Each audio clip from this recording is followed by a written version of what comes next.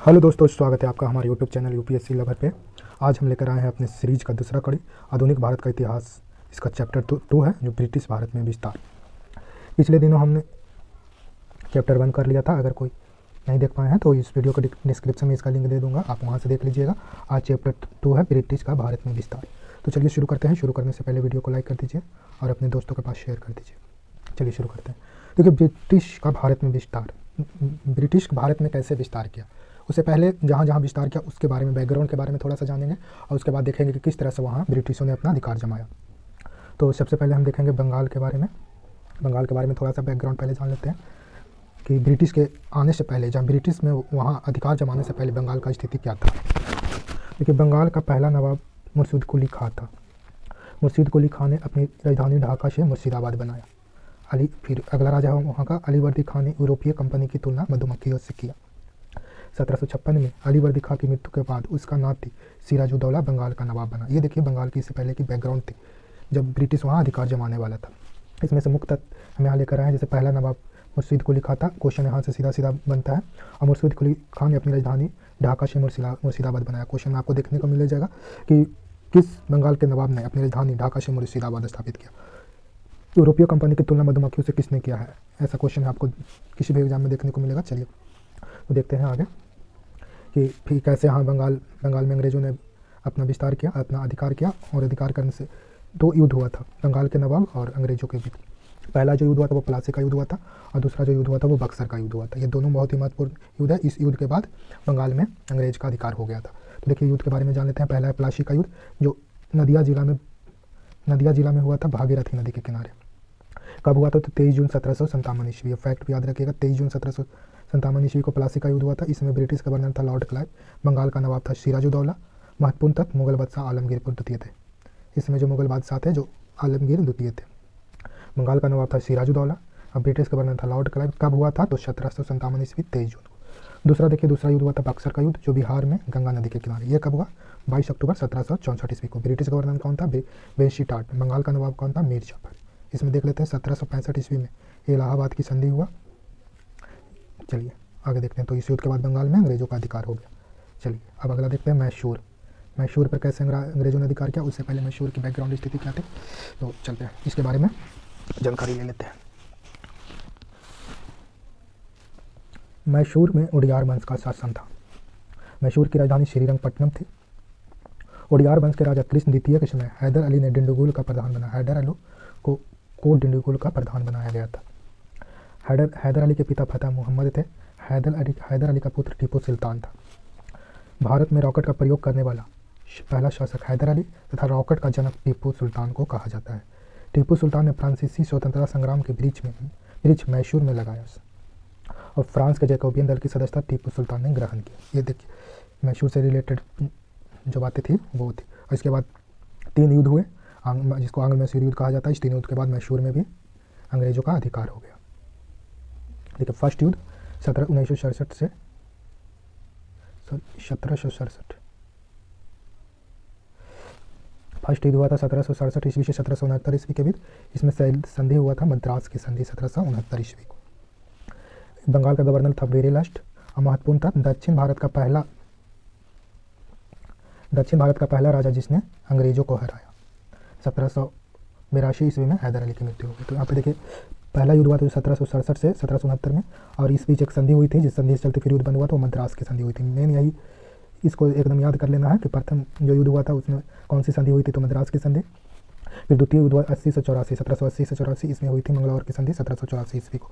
तीसरा हुआ था 1790 से 1792, इसमें हुआ था श्रीरंगपट्टनम की संधि। और चौथा 1799 सहायक संधि, यानी मैसूर सहायक संधि पर हस्ताक्षर कर लिया था।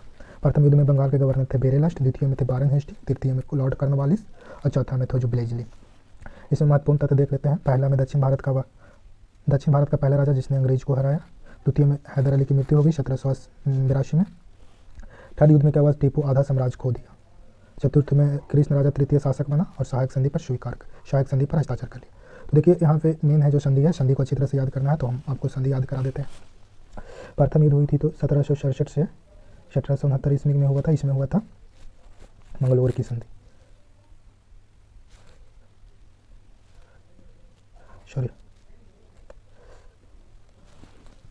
ट्रिक याद करने का एक देखिए, संधि याद करने का एक ट्रिक बता देते हैं। मामा श्री प्रथम हुआ था 1767 से 1769 ईस्वी में।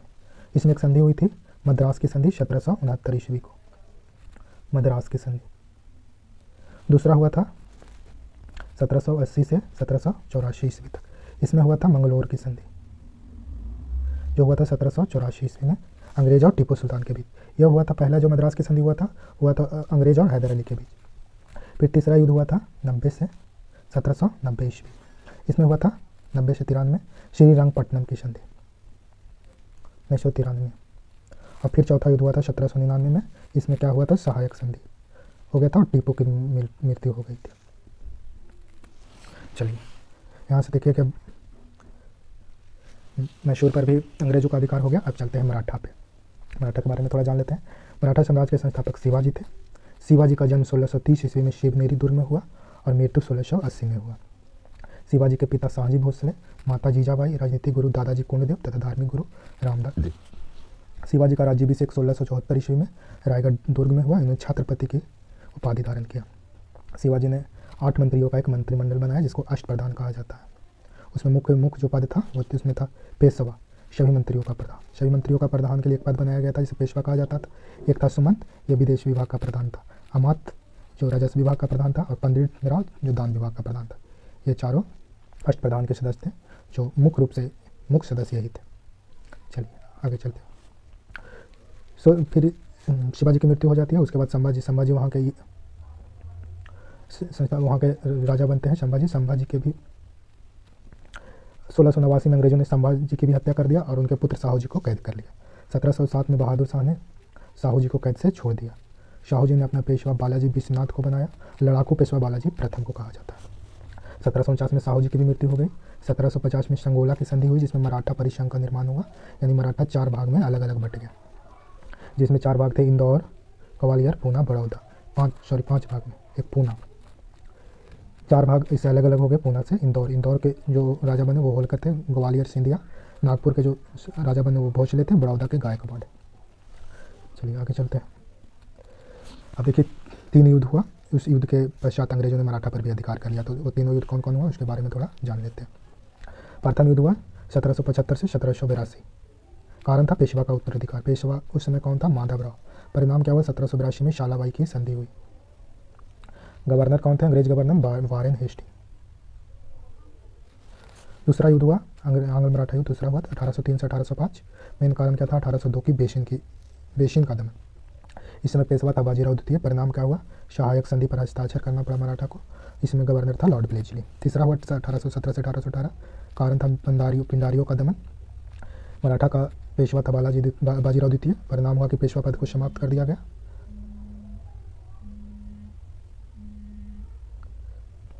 तो यहाँ पे देखिए पेशवा पद समाप्त हो गई 1818 में। इस समय गवर्नर था लॉर्ड हेस्टिंग। तो इस प्रकार मराठा भी अंग्रेजों के अधीन हो गया। अब आगे देखते हैं सिख साम्राज्य। देखिए सिख साम्राज्य में कुल 10 गुरु हुए। पहला है गुरु नानक, जन्म 1469 ईस्वी में एवं मृत्यु 1539 ईस्वी में। इन्होंने निर्गुण विचार को स्थापित किया। चलिए आगे देखते हैं। दूसरा गुरु अंगद देव, मूल नाम लहना। गुरुमुखी लिपि का विकास किया। तो गुरुमुखी लिपि का विकास किसने किया? गुरु लहना ने। फिर तीसरा गुरु थे गुरु अमरदास। विवाह के लिए लवन पद्धति बनाया। पहले पंगत फिर संगत का विचार इन्होंने दी। तो गुरुदास से संबंधित दो महत्वपूर्ण बातें हो गई कि विवाह के लिए लवन पद्धति बनाया और पहले पंगत फिर संगत का विचार दिया। चौथे गुरु गुरु रामदास। इनके समय अकबर ने 500 बीघा जमीन दान दिया। अकबर ने 500 बीघा गुरुओं को दान दे दिया, सिख गुरु को। फिर 5वें गुरु थे गुरु अर्जुन देव। इनके समय स्वर्ण मंदिर की स्थापना हुई। मानसर प्रथा आय का 1/10 भाग प्रारंभ हुआ। आदि ग्रंथ की रचना की गई। गुरु अर्जुन देव के समय स्वर्ण मंदिर की स्थापना हुई, मानसर प्रथा प्रारंभ हुआ, आदि ग्रंथ की रचना हुई और गुरु अर्जुन देव की हत्या जहांगीर ने किया। चलिए आगे चलते हैं। फिर देखिए छठे गुरु हरगोविंद। सिखों को लड़ाकू जाति में बदला, अकाल तख्त की स्थापना की। तो महत्वपूर्ण तथ्य गुरु हरगोविंद के बारे में, सिखों को लड़ाकू जाति में बदला, अकाल तख्त की स्थापना की। फिर 7वां गुरु हरराय, अंग्रेजों के दरबार में अपने बेटे राम राय को भेजा। 8वां गुरु हरकिशन, सबसे कम उम्र में गुरु बने तथा सबसे कम समय के लिए गुरु रहे। चेचक के कारण इनकी मृत्यु हो गई। अगले गुरु को देखते हैं, गुरु तेग बहादुर। गुरु तेग बहादुर इनके पिता हरगोविंद थे। इस्लाम धर्म नहीं अपनाने के कारण औरंगजेब ने इनकी हत्या कर दी। हत्या में ध्यान रखिएगा, एक का हत्या जहांगीर ने किया है और एक की हत्या औरंगजेब ने किया है। 5वें गुरु थे, उनकी हत्या जहांगीर ने की और एक थे 9वें गुरु गुरु तेग बहादुर, इनकी हत्या औरंगजेब ने किया। हम देखते हैं 10वें गुरु गुरु गोविंद सिंह के बारे में। इनका जन्म 1666 ईस्वी को पटना साहिब में हुआ था। 1699 में खालसा पंथ की स्थापना की, जिसमें पंच का कार कड़ा, केस, कंघा, कृपान और कच्छा धारण करने के लिए सिखों को बोला गया। सिख के लड़ाई सेना निहंग की स्थापना की। महाराष्ट्र के नंदेड़ में सरहिंद शासक वजीर खान जमशेद खां से गुरु गोविंद सिंह की हत्या करवा दिया। गुरु गोविंद सिंह ने अपना धार्मिक उत्तराधिकारी गुरु ग्रंथ साहिब को और राजनीतिक उत्तराधिकारी बंदा बहादुर को घोषित कर दिया था। मतलब इसके बाद अब कोई गुरु नहीं रहेंगे, धार्मिक गुरु हो गए जो गुरु ग्रंथ साहिब को घोषित कर दिया गया था, और राजनीतिक उत्तराधिकारी बंदा बहादुर थे। बंदा बहादुर का मूल नाम लक्ष्मण सेन था। 1716 ईस्वी में फर्रुखशेर ने बंदा बहादुर की हत्या करवा दिया। बंदा बहादुर प्रथम सिख साम्राज्य का संस्थापक था। अब इसके बाद एक महत्वपूर्ण राजा है राजा रंजीत सिंह। 1881 में महाराजा की उपाधि धारण की। 1809 ईस्वी में अमृतसर की संधि चार्ल्स मेटकॉफ के साथ हुआ, इसमें सतलज नदी दोनों की सीमा तय हुई।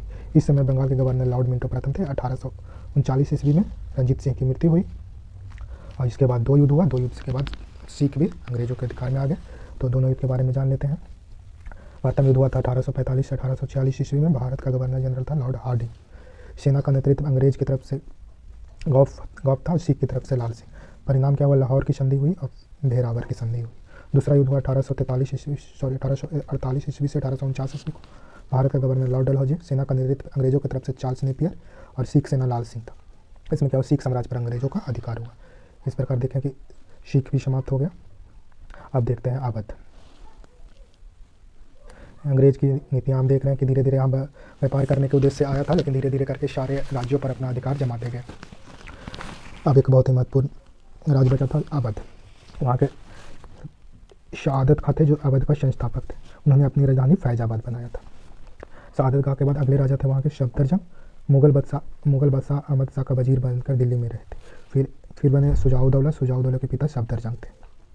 आसिफउद्दौला, इन्होंने अपनी राजधानी फैजाबाद से लखनऊ स्थानांतरित किया। लखनऊ में रूमी दरवाज़ा का निर्माण किया। तो रूमी दरवाज़ा का निर्माण किसने किया था, आसिफउद्दौला ने। फिर उसके बाद है शहादत खां। 1801 में इन्होंने सहायक संधि पर हस्ताक्षर किया। बाजिद अली खां अंतिम नवाब थे। 1856 ईस्वी में लॉर्ड डलहौजी ने कुशासन के आधार पर ब्रिटिश साम्राज्य में अवध को मिला लिया।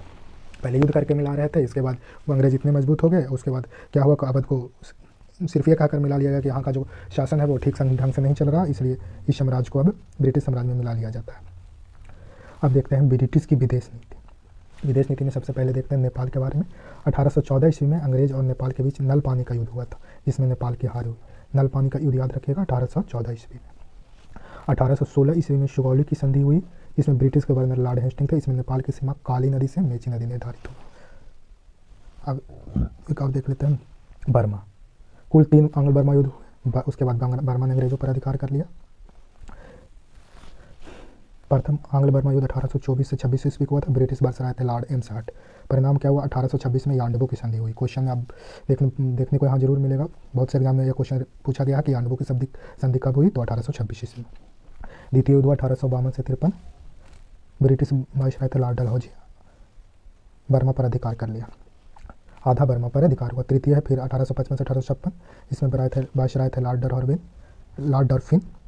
परिणाम क्या हुआ कि पूरा बर्मा पर अधिकार हो गया। तो आज हमने ब्रिटिश साम्राज्य की भारत में विस्तार पर पूरा देख लिया। मित्रों, अगर ये आपको वीडियो अच्छा लगा तो वीडियो को ज़्यादा से ज़्यादा लाइक और शेयर कीजिए, चैनल को सब्सक्राइब कीजिए और अपने दोस्तों से भी सब्सक्राइब कराइए। यह चैनल आपकी सफलता की कामना करता है। वीडियो को पूरा देखने के लिए बहुत बहुत धन्यवाद।